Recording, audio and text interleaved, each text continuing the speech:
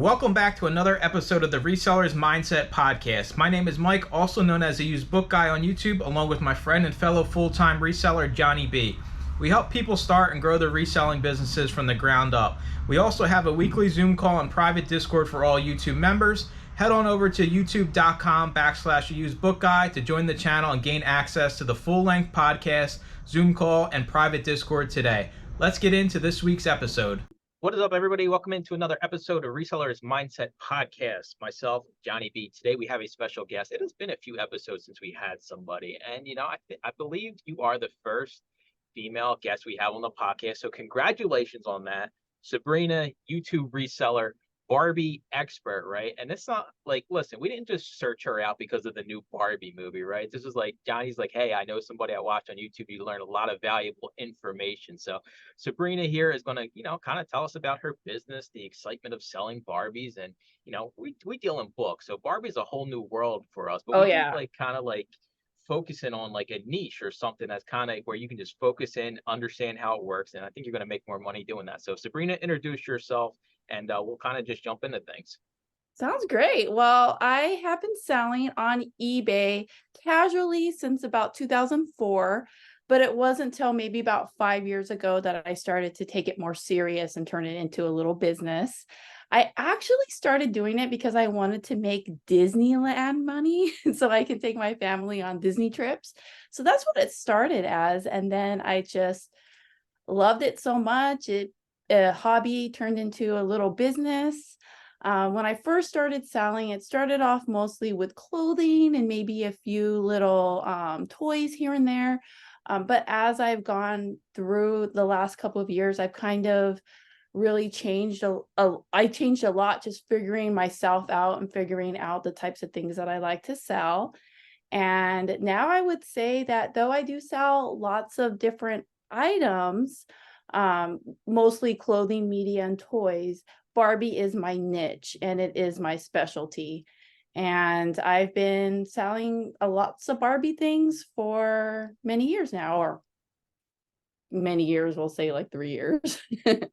I actually started following your channel when you were slinging DVDs. Yeah. That's how I found out about you. And I got a lot of good information that I've been sharing with Mike's group because of those videos. So I owe you a thank you. So thank you. Awesome. Thank you. I do think, though, right, it's like, why do we all start out with like clothing? Like clothing's the hardest thing to sell on eBay, and we're all like, yeah, we'll just sell clothes. There's no big problems. And it's like the worst thing to do. It's like you just want to quit by the time you're done selling clothes. Right. But so like, give me a little bit of backstory here. Like, we know Barbie's like your focus and expertise. Like, is this something like you just like growing up? Like, I was a huge Ninja Turtles fan, and I would love to just sell Ninja Turtle stuff, but like, there's not enough of it. But I'm just curious, like the backstory to the Barbie stuff. Yeah, absolutely. So I actually loved Barbie when I was a little girl. I played with Barbies way past the time that I probably should have. I laugh about it because my daughter's 12 and she's super into fashion and makeup. She has no toys. And when I was her age, I was still deep into like my epic Barbie adventures. So it's so funny to me to see. I think what I really loved about it is I love dressing them, and my uncle had built me this wooden dollhouse, and I love to decorate it with all the furniture and accessories. And I think I'd spend most of my time getting the dolls ready for their adventure versus like actually playing with them. But I loved it. And then one time I was at a yard sale and I bought a huge, like, someone had like a suitcase and it was full of doll clothes, and then it had like another box of like dolls, and I bought all of it even though I didn't really have experience selling dolls yet at that time. And I just had so much fun with it. It made me feel like I was a little girl again, combing the dolls' hairs and dressing them. My husband walked into the room and was like, "Are you working or are you playing?" And I just told him, "I think I'm playing." It's like both. So Yeah. I kind of want to switch it up here because you do YouTube, right? Sabrina's Magical World of Thrifting. If you guys don't know, it's going to be posted in the description below and the comments below. So like, why did you decide to get into YouTube? Just actually started YouTube in 2020, during the pandemic. So it was actually just something that I was just bored and I wanted a hobby and thought it would be fun. And I learned a lot of information on YouTube. So I kind of just wanted to give back. And I always just feel like I have all this like creative like energy in me and I just have to have a way to get it out. So YouTube has been something that's been helping me out with that. And I just love doing it. It is fun to help people out here. So like let's just say here, right? Because every thrift store I go in, they usually have like, let's stay on the topic of Barbies here, right? They usually have like these Barbies that are in the boxes and they want like 30, Mhm. $40 for these Million things. dollars. Yeah. Yeah, it's like, and it'll just be like some anniversary Barbie or something like that. Like in majority of the world speaking, if someone just a normal reseller walks into a thrift store, like, and they see a Barbie, like, is there some kind of easy way we can decipher pretty fast whether or not it's worth even looking up or asking for them to get it out of the glass case because they don't show the price? You got to ask for it to see how much it is. Like some quick tips and tricks if I just walk in and the Goodwill's got 3 box Barbies sitting in the glass case. Mm-hmm. So I really wish I had an easy answer to that, but normally when that's the case, it's normally not worth it. A lot of those holiday Barbies, which actually it's funny that you mentioned that because I have that on my list of an upcoming video that I'm going to make is I'm going to talk about those holiday Barbies. Those ones you see in the big dresses and you always see those at yard sales and you see them at thrift stores and they're always behind the case and they'll try to sell them for like $20 or something. Those holiday Barbies, I would not pay more than $1 for. They are really hard to sell. There's so many of them. I would compare those dolls to like a Disney VHS or a Beanie Baby. It's just one of those things where especially in the 90s, a lot of people love to collect them because they were told that they were going to be worth a lot of money. So I don't know. I know that my grandma had some, maybe some of my aunts had some, I had some in the box, and now it's just like it's one of those things where the market's just saturated in them. So I typically don't sell Barbies in boxes. Even if I find them in boxes, I open them up and, Really? and I sell them that way. It doesn't decrease the value? Well, the reason that I do that now, if I look up comps on this doll, a particular doll, and let's say that there's 15 other people selling the same doll, then I open it up and sell it. If Oh, it's it's a very separated from the other rare, sellers. Got it. yes. So if it's a very rare doll and there's not very many of them, or if the comps on them are really good, I'll leave them in the box. But otherwise, a lot of Barbie collectors don't leave their dolls in the boxes. They like to open them and display them. So why do they want to pay $20 for shipping this box that they're just going to open it up when they get it anyway? Yeah, makes sense. Yeah, so I open it for them, and then in the title, I'll say something like newly opened or never played with or something like that. So where do you sell the Barbies? Is it primarily eBay, Amazon, Etsy, or elsewhere? eBay. I do cross post onto Macari and some of them onto Poshmark. But for the most part, most of my sales come on eBay. Actually, probably about like a year or two ago, they used to sell so well on Macari. Probably like 50% on Macari, 50% on eBay. But as of lately, I can't move those dolls on Macari anymore. I don't know what happened, but they do sell really well on eBay. Very cool. So, I don't know if you know, but can you sell Barbies at Amazon? Either one of you know? I mean, I I'm ungated. I can sell new Barbies. You can only sell it as new or collectible. So you can't list it as like used, right? You Amazon, can't do used Barbie. Interesting. you could do don't. collectible. I mean, you won't have to buy box, but I went in and looked. I can sell Barbie. I mean, if you're brand new seller, you probably have to get ungated to sell Barbie. But for my account that's been around forever, I can list anything that's Barbie related as long as it's new or collectible. Gotcha. I'm curious here because Barbie's like kind of your focus here, but do you like I used to work at Toys R Us and I remember when Monster High dolls came out. I was working at Toys R Us. I did security at Toys R Us. And I'm not kidding. People would line up outside of Toys R Us for like 5 hours to get these Monster High dolls. And you have like, is Monster High like another one of your specialties? Because I think that's like kind of like the newer age Barbies. And I like the idea of like they're like the daughters and the sons of like the horror characters. That's kind of what I like about it. But what's your take on Monster High? So I love Monster High dolls. I think that they're so fun. Like if I had space to collect things, like more things, I would collect them because I just think they're super cool. I'm super into like all that horror stuff, and they're very unique and they're really beautiful. But for me, I wouldn't say that they're a specialty only because I have a really hard time finding them. So because I can't find them, I don't sell them that often. So I just don't know that much about them. But whenever I do find them, I buy them and they sell really well. Do you think thrift stores overprice all their Barbie stuff? Yes, absolutely. I think I agree. Like I feel like there is a lot of Barbie stuff out there, but like I think that's like I think you probably do a lot better at like flea markets or garage sales. Like, and that's weird to say because a lot of people just thrift, right? They only go to thrift stores for reselling.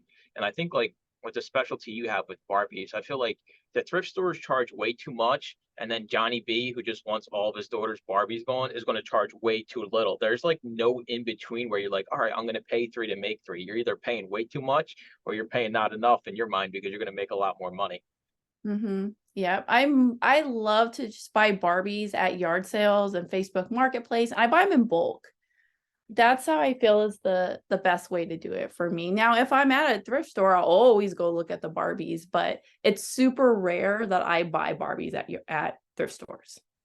So you buy a bulk lot of Barbies. What's your processing or sorting process on that? Oh my gosh, I'm still trying to figure that out. The Like last no clothes, clothed, or it's so it's so hard to figure that out. And I think that every time I do it a different way because I'm just trying to figure it out. And I think it also depends too on what it is I'm working with. But for the most part, I like to identify the doll first. okay. That way I can see if I have the outfit, because a lot of times when I buy the dolls, they're not wearing their clothes, and then Yeah. there'll be like a separate bag that like will have all the clothes in them, or So you they'll be hang on to the clothes in case you get a Barbie down the road whose clothes go with that Barbie. Neat. exactly. It's like a puzzle piece. Yeah, Uh, totally. yeah. So it just all depends. I like to take a picture of a Barbie wearing an outfit with Google Lens because that's the best way to identify it if the doll's wearing the outfit, because then Google sees it as like, oh, this is a doll outfit.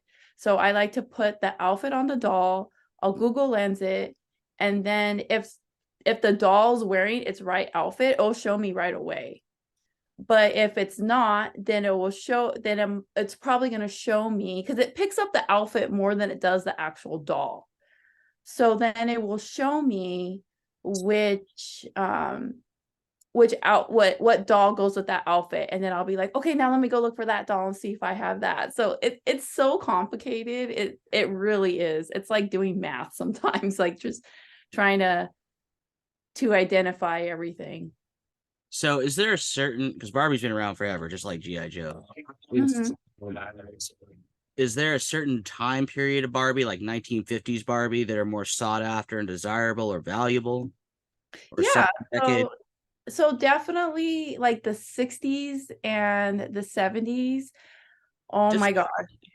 If you find those, it's such good money. I actually sold a Barbie dress that was from the early 70s and it sold for $100. just the dress. Wow. Just the dress. How can you Yeah. tell? How can you tell what year it's from? Is there like a year date on them like other toys or no?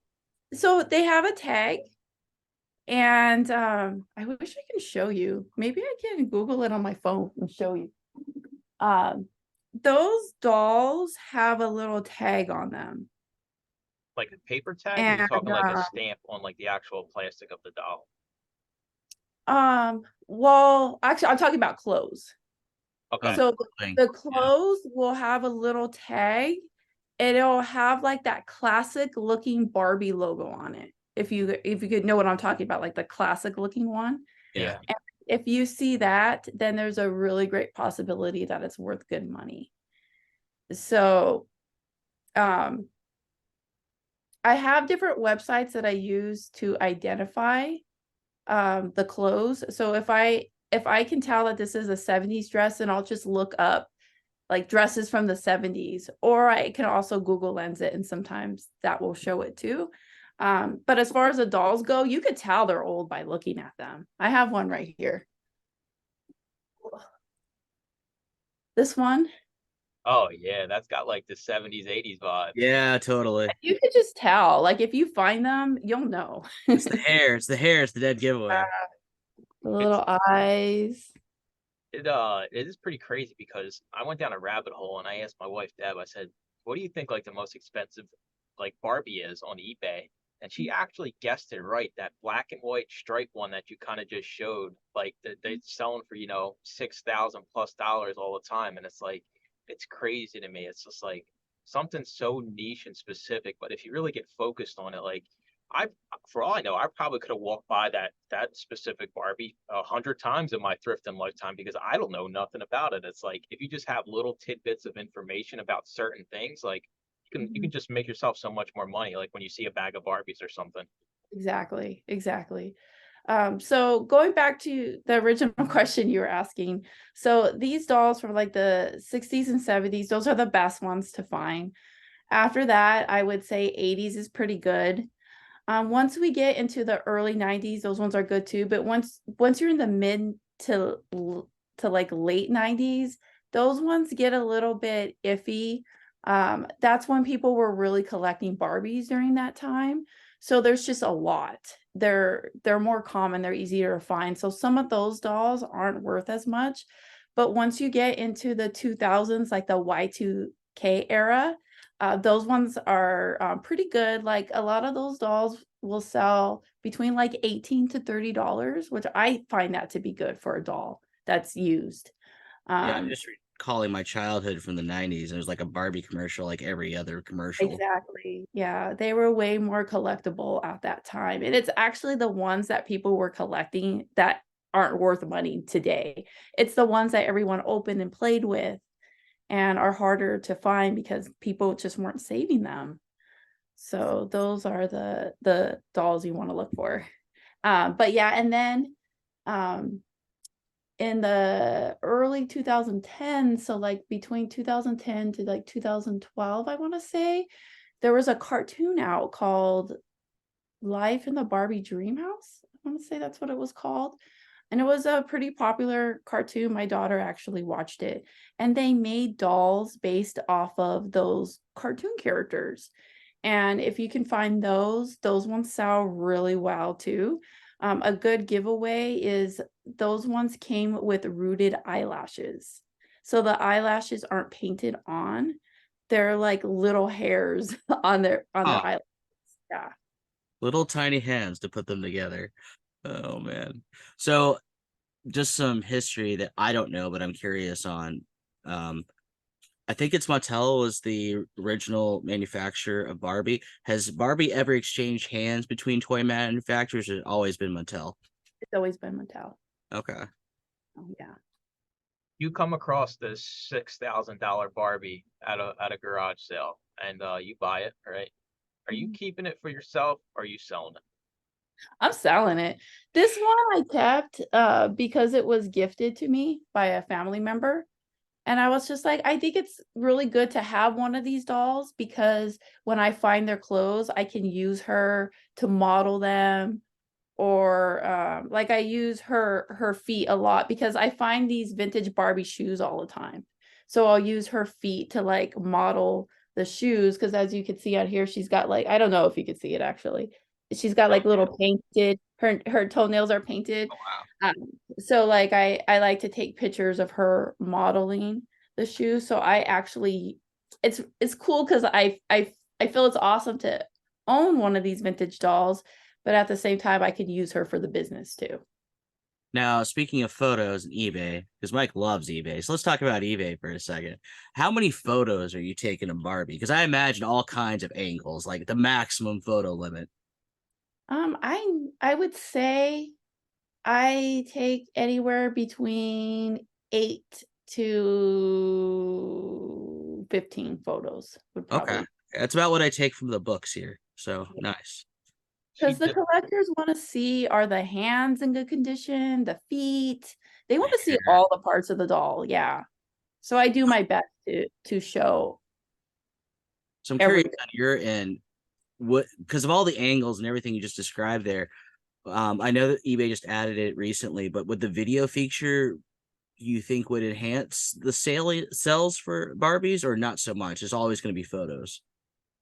I've never used that feature for the dolls, um, mostly because I'm always trying to list them really fast because Yeah. I always list them in bulk, and it Right. just takes more time to process the listing if you're taking Oh yeah, video. it's like day or 2 day turnaround processing approval. It's nonsense. Exactly. And then, yeah, and I always feel like I always have problems with it glitching on me. Like it Yeah. doesn't upload the video, and I'm just like, I'm not dealing with it. I'll just take lots of pictures. It's just easier. So how many listings of Barbies are you doing a day? Well, right now I took a break from Barbie because Fair. I How really many went hard listings on are you it. doing a day? Not just Barbie. How many listings do you do on average a day? I do about 15 a 15. day. Okay. Yeah. But when I do Barbie stuff, I could probably do more like 20 if I'm doing them in bulk and I'm just like listing like some like shoes and stuff like that. I could do them a little bit faster. So shipping, are you just popping these things in bubble mailers and letting them go, or how are you shipping the Barbies I ship the Barbies in boxes. in I box? always ship in boxes. Yeah. One of the things that I have learned from the Barbie community, because I join all of their groups on Facebook, and I become very involved in their groups, because I just want to be able to understand them and know what it is that they like and what they expect from sellers when they buy on eBay. And one of their biggest things that they complain about is how sellers ship their dolls. Right. I can see that. Really, yeah, they get really angry about it sometimes, and they'll go on their groups to vent and they'll talk about, yeah, I left them bad feedback and blah blah blah. So I'm just like, The I'm head shipping them was all. detached. Bad packaging. Yeah. if I'm So on Family Feud and they're like the top 5 most probably pain in the butt customers to deal with, like I'm gonna say Barbie is one of the categories because I can just hear the customer service nightmares now. Like this Barbie was this and that. Like, how do you think customer service for Barbie? You think maybe Barbie buyers are more picky, like collectors and things like that, compared to other categories? No, I mm, actually would say, and maybe it's just because I've mastered it, so I don't have problems. I've never had a problem with a Barbie buyer, actually, now that I think about it.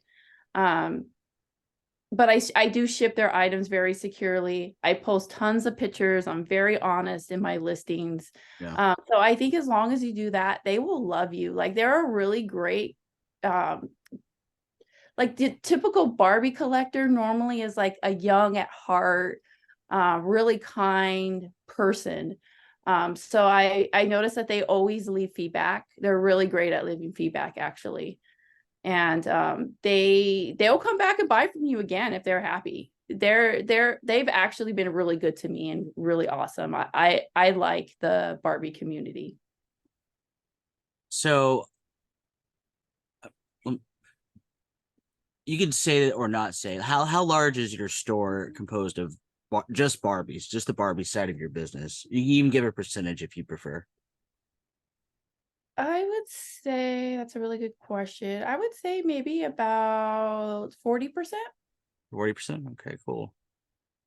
Is there an endless supply of Barbies? Like, do you feel like you could literally just if you cut out everything else you did and you said, I'm just gonna do Barbies, do you think you could make a full-time income just doing Barbies? That includes sourcing and selling. Like would you make enough money? Would you find enough Barbie stuff to just have only Barbies in a full-time reselling store?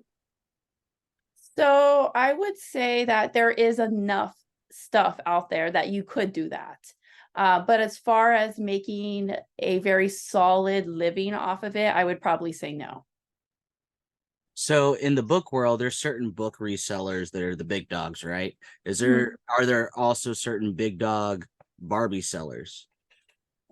I don't know. I've never really looked into that. Sometimes though, when I do list Barbies and I'm looking on eBay, I'm looking for comps. And if I see somebody made a really nice listing, I'll go in and look at their store and see what it is that they're doing, just out of curiosity. And I like to learn from other people and see what other sellers are doing in their stores. And I have seen that there are some really nice looking Barbie stores out there on eBay. But I just haven't given it that much attention, other than just being nosy and peeking around here and there.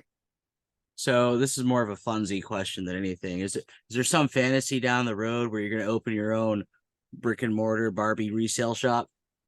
Probably not. It Oh, would, I was it would hoping. be I was so hoping.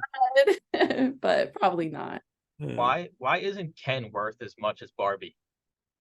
Actually, Ken is worth pretty good money. I always, when I see Ken dolls, even like some of the newer ones, because it's really rare that I'll pick up like a newer doll, because those ones just don't sell for that much and they're kind of made like shit. But all the like Ken dolls always sell. I never see Ken in the thrift stores now that I think about it. It's always bags of Barbies. It's never bags of Kens, right? You never walk in and you see a Yeah. bag of Kens. It's always bags of Barbies. It's like, come on, where are all the I don't Kens think at? I've ever seen a bag of Kens either, to be fair. Now, the playhouses, do you sell those too, or not so much? I will buy the playhouses and part them out. Parts. Okay, cool. That is smart. It is funny because Deb talks about growing up, she had the Barbie convertible. She's like, if I still have that thing today, it's worth its weight in gold. So like some of the big bulkier items, like that is smart because I do think there is a lot of opportunity when it comes to parting things out in different categories, and it really doesn't get talked about. Like you probably could sell the dollhouse for $100, but if you parted it out, you probably make $300, and it's probably a lot easier to. Well, it's definitely easier to ship and store because if you break it all down, you'll take up less space. Um, so I'm just curious, like, so you started with eBay. Like, what made you decide to start cross listing? Because that's like the huge thing. Like, do I want to cross list? eBay sucks. I'm not getting sales on eBay. I'm going to start cross listing. And people think that's the solution. I'm just curious what your take is on cross listing and like why you started doing it. The funny thing about it is I actually have been thinking lately of maybe not cross listing anymore. I I can't even tell you why I started doing it. I think it was just one of those things where everyone was saying to do it, so I did it. I mean, it's And the allure. If it's in more places, more people see it. yeah, If people see it, more buyers buy it. Don't care from where, right? So yeah, I get the appeal and the allure. I mean, I'm kind of cross listing, but I don't think I'm going to go above and beyond eBay and Amazon. Maybe my own website at some point down the road, but that's as far as I think I'm going to take it. yeah. And I think that, so I do cross post on Poshmark and Macari, but I don't think I'll ever add another one to it. I think it's just, it takes up like extra time, and you can be using that extra time. And I do use the Vindu to cross post, but it still takes more time to do it. And then you got to go and delist it and all that stuff. And I have that problem too, where sometimes an item will sell and that I already sold somewhere else, and I don't know how that ended up, like it slipped through the cracks. It happens all the time. That's Johnny B's worst nightmare. He dreams about it every night and he wakes up from it like, oh no, And then, not the I go to software. work to make sure it doesn't happen. Exactly.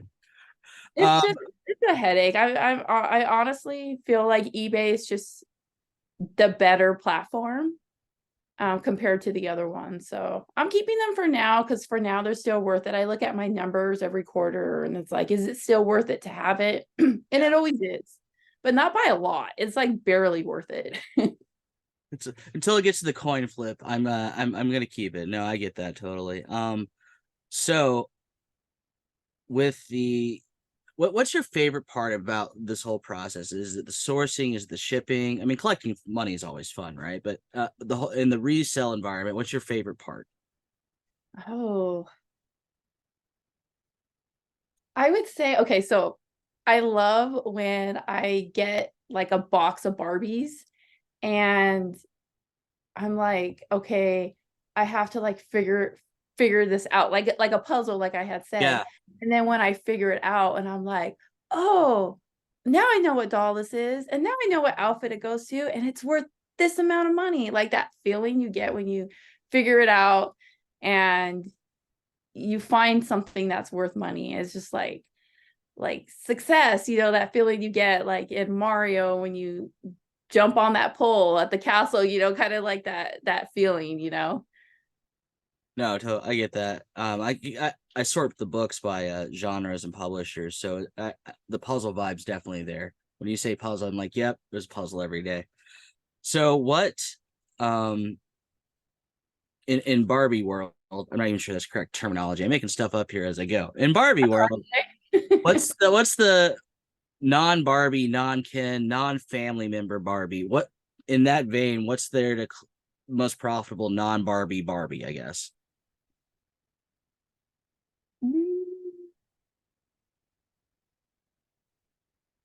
Or something to look after. Doesn't have to be more profitable. I would say basically any doll that's not Barbie. Any doll that's not Barbie. Well, okay, let me rephrase that. Any vintage looking doll that's not Barbie. Okay, that's fair. If you go and you walk down the Barbie aisle in Target today, you'll see tons of diversity, which I love and is amazing. And I wish it was like that when I was a little girl. But if you went down the Barbie aisle when I was a little girl in the early 90s, everything was blonde, blonde Barbie everywhere. But to be fair, they did have her friends where, she had the different like nationalities of friends. Yeah, I remember that. Yeah. But they didn't make a lot of those. Okay. And those ones are always valuable when you find them. So any doll, any Barbie doll that's vintage that does not have blonde hair, I would definitely look into that. Okay. I walk into a thrift store. There's a bag of Barbie clothes. Just say your standard, poly bag size, like 9x12. You don't know nothing about it.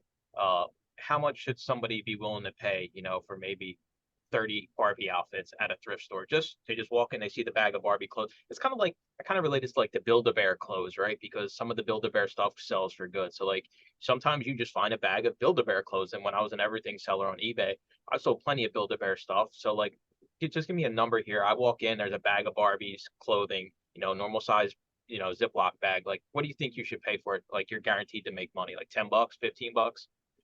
Yeah, I would say about 50 cents per piece. Okay. So if I found a bag of 10 Barbie dresses and they were selling it for $5, I would buy it. But the problem is that you have to know that it's Barbie, because that's where it gets complicated, because there's a lot of like unbranded dolls out there. Like even the Dollar Tree sells dolls that are like Barbie size. I didn't even think about that. Wow. Yeah. So that's where it gets tricky, is you have to know that it's Barbie. So as long as you know these are Barbie dresses, then you're good to go. But if you're not sure, it can get a little bit tricky. But I would say if it's a really good deal and the dresses look nice, because you kind of tell by the quality, right? So if they look nice, I would say take the risk and try it, because that's how you're going to learn. I am curious, because clothing sellers can identify an age of an item by touch. Is it the same way in Barbie clothing? I would say so. Really? Yeah. Huh. Okay. Neat. So is there an animal that's collectible in Barbie world? We're going to stick to my weird terminology. Oh yeah, she had some dolls, like some vintage ones, like in the 70s and 80s, that were like dogs, like little poodles. Yeah. Yeah, if you can find any of those. I never buy the Barbie horses though. No Barbie horses. No. Yeah, I mean, I'm not to say that there's not going to be some that are worth money. But I just haven't had really good luck selling her horses, and they're kind of big and bulky, so you got to charge like $10 to ship them, and I just always leave the horses. How do you store the little outfits? You put them on like little hangers and put them in a little closet, or what? Like, how do you store? Oh my gosh, that would be so cool. How do you store the tiny Barbie stuff? Because I would assume you could just sell like a pair of shoes, a pair of little Barbie shoes. Like, I just see those get lost. The cats are swatting them all over the apartment. I can only find one of the Barbie shoes. I need the other one. Like, how do you store this? That order needs to go out today, Mike. You find that other shoe. How do you store Well, this I stuff? had to come up with a system because I was selling a lot of Barbie accessories and clothing, and I would just put them like in a Ziploc bag, and then I would like put them in like a box. But then when it was time to ship, I would have to like go through the box and look for them, and it was just taking up more time. So what I do now is I put them all in Ziploc bags still, but I put a cardboard in there too. That way the outfit, like if it's like a dress, it lays flat against the cardboard, and then I just, tape up the little Ziploc bag so that it's like tight against it. So it kind of looks a little bit professional kind of. And then I put a little sticker on it that has a number. And then in my custom SKU number thing on eBay, I'll put that number in there. And then I will put that particular item that I'm selling that I just numbered, I'll put it in another bag, and then that bag will be labeled like number like 10 to 20 or something like that. So when it sells and I see the SKU number, oh, this is 36, I'll go find the bag that says 30 to 40, and then I'll find the item in there.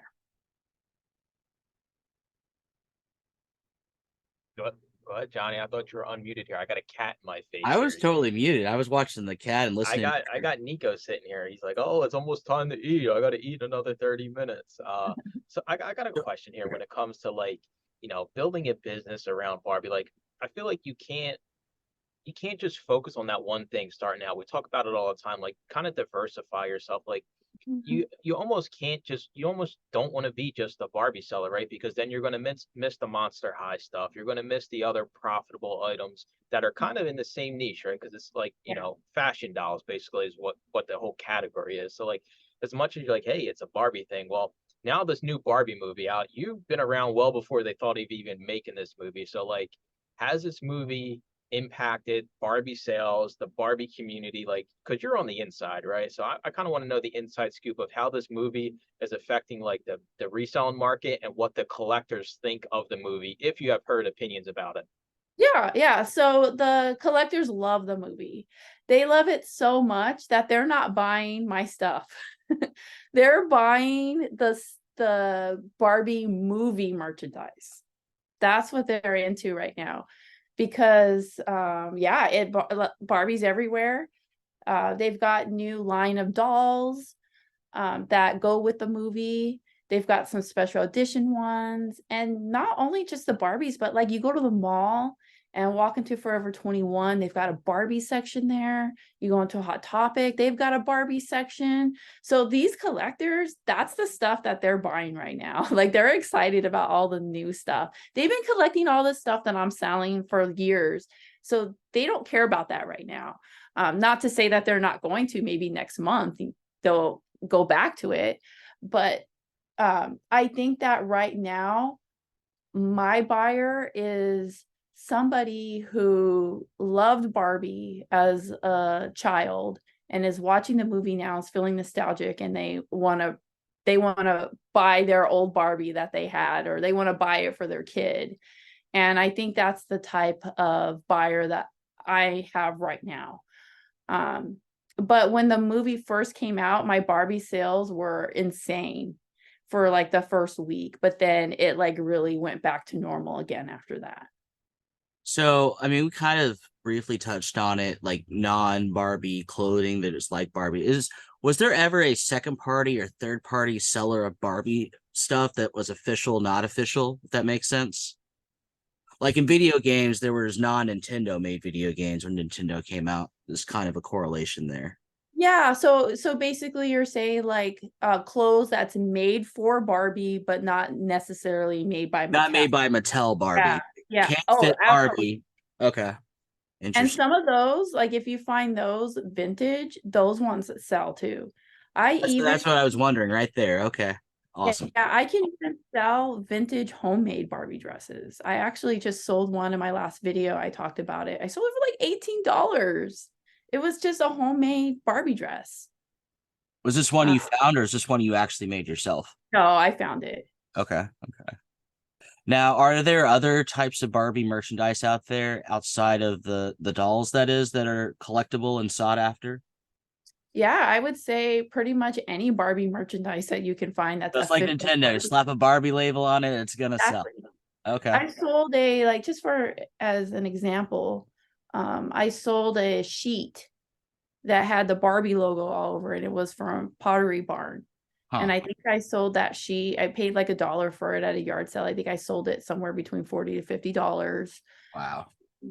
When the movie first came out, I sold a diary, a Barbie diary that was from the 90s. That sold for like $23.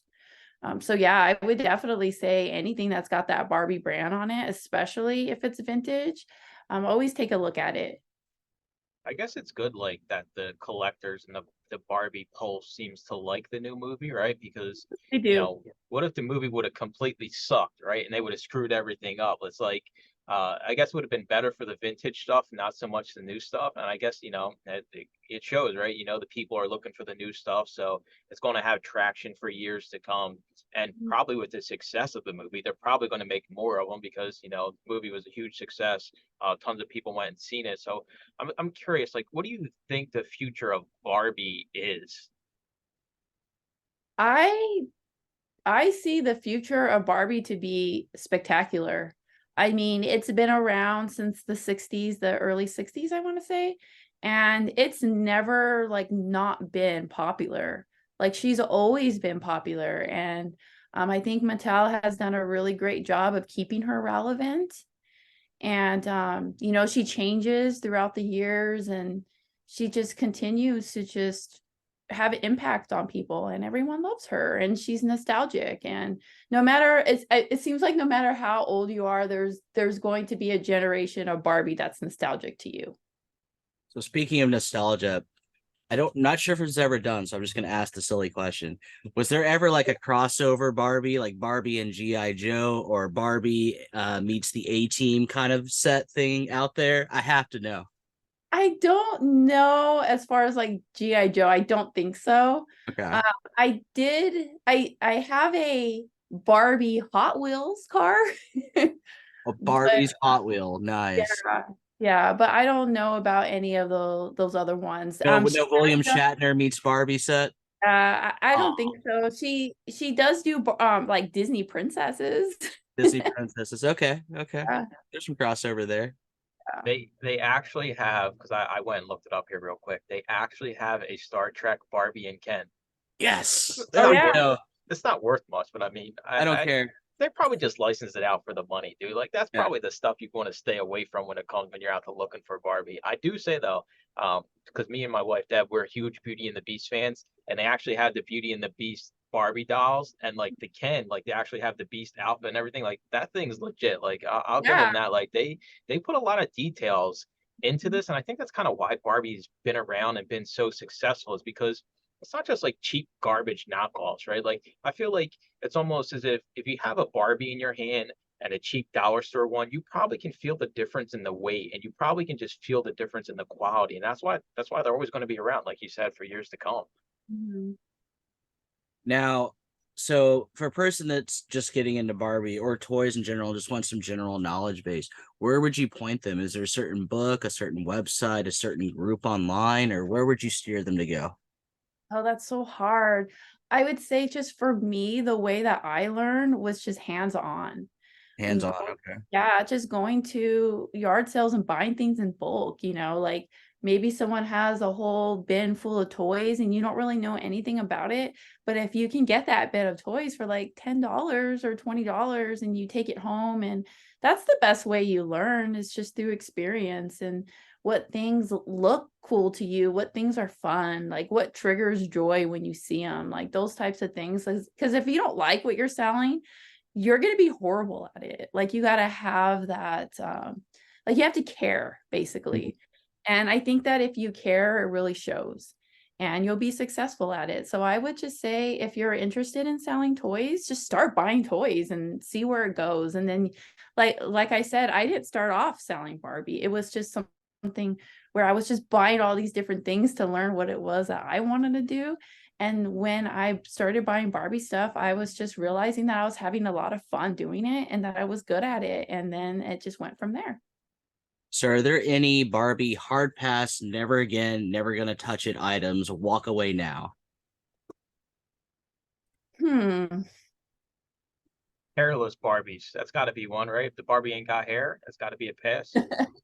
Yeah, a lot of the newer Barbies, I stay away from. They're not made very good quality. I mean, okay, don't get me wrong. Mattel does still make some really nice Barbies today, but like the common ones you see when you walk down the aisle is they're kind of cheaply made.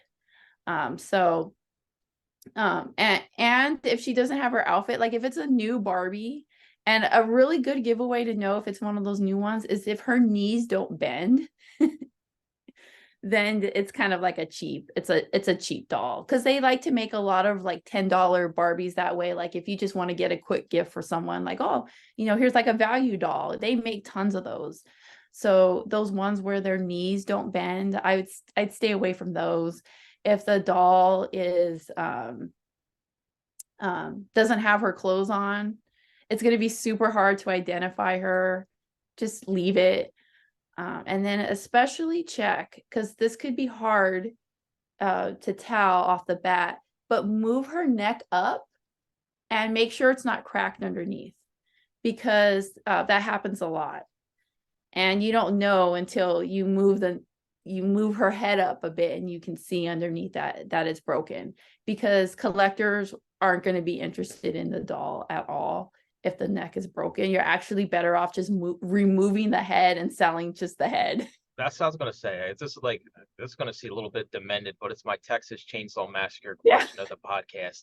Can I just buy Barbies and just like rip their arms off and their legs and their head and just sell like all the parts of the Barbie? 1972 Barbie, left arm. Yeah, The yeah, yeah. heads, I would say just the heads, and it's got to be a vintage doll. There you go, Mike. There's your new eBay business. Nothing but Barbie heads. Dude, that's a deep dark hole. I'm not even going down the I've eBay sold rabbit hole. them. Oh my God. Like Yeah. it's like okay, so like when you take photos of your whether it's Barbie or any kind of fashion dolls, like all right, well, Huh. the argument is like, are you going to use just a white background? Are you going to have like Barbies? Are you going to have like a little kind of like almost like props in the photos? Like, what kind of is your approach when it comes to photos for Barbie if you want to do it the right way and kind of drive more traffic to your listings? So I tried all kinds of different ways. So if you were to go look at my store, you would see a whole bunch of different types of styles of pictures. But right now, what I've been doing is just using a white background. And I will either prop her up on a stand and take it that way, because if she's got her whole outfit, her whole original outfit with her shoes and everything, you want to show the buyer that this is the complete doll. So I'll normally always stand her up on a stand. Make sure to put in the description that it does not come with the stand, because I get those messages sometimes. Does it include the stand? I'm like, no, sorry, that's just display. You would think that people would just know, but they don't. So you do have to disclose that.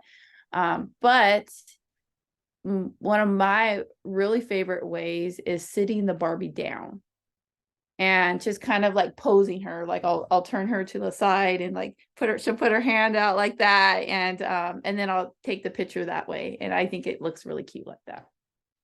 So just because I've never listed a Barbie, what are the, like in books, there's acceptable, good, very good, etc. Or is it the same kind of condition in Barbies, or do they have different condition? I don't really know too much about that. I just put pre-owned condition and Okay. then see the photos. And That's then the best way to live your life, Johnny, as a reseller. Good condition. Everything's good pre-owned condition, all right? Unless it's one of the I ones sold just pulling hundreds of out the dollars box. acceptable condition stuff. No. Can't make yeah, me mad. unless it comes straight out of the box, then I'll let them know that it's not been played with. It's straight out of the box and all that. Okay. So if you had to start the Barbie empire over again, what's the number one advice you would give yourself?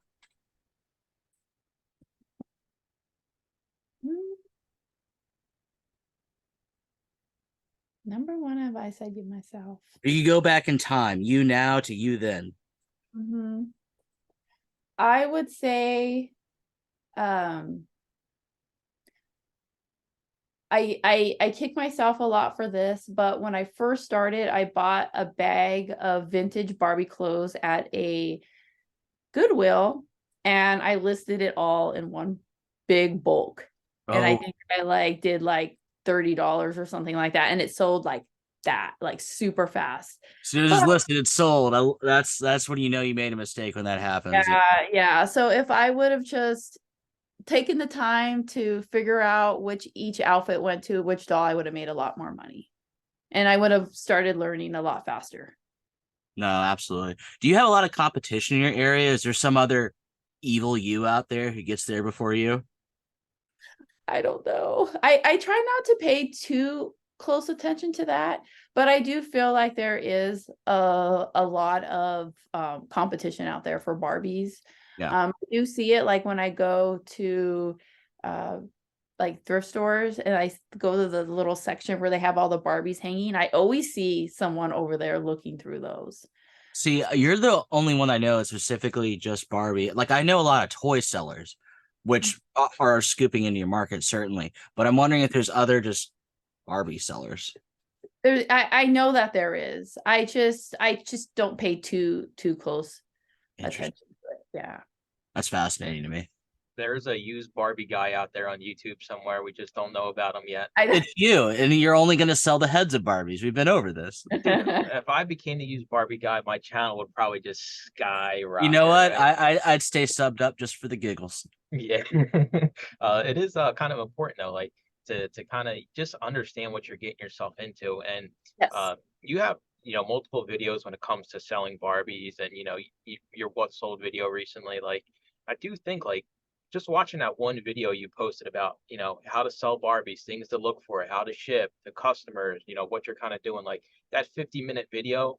A lot of people don't want to spend the time to do the research. They don't even want to take a second. They just want to be able to walk in and say, "Oh, I'm going to grab this Barbie." But it's kind of good for you because it's almost like a barrier to entry because me or Johnny can't walk in and, look at a bag of Barbies the same way you can. So it's like it's good that there's not as much competition, but now with the movie, you're probably going to have a lot of wannabe Barbie sellers that come along and just buy everything for whatever they're asking because they think all the Barbie stuff is worth a lot of money. So like if you had to give a ratio of like the stuff that's actually worth picking up versus the stuff that leave behind, because for like books, for example, you're probably only going to, buy 10% of the books you scan.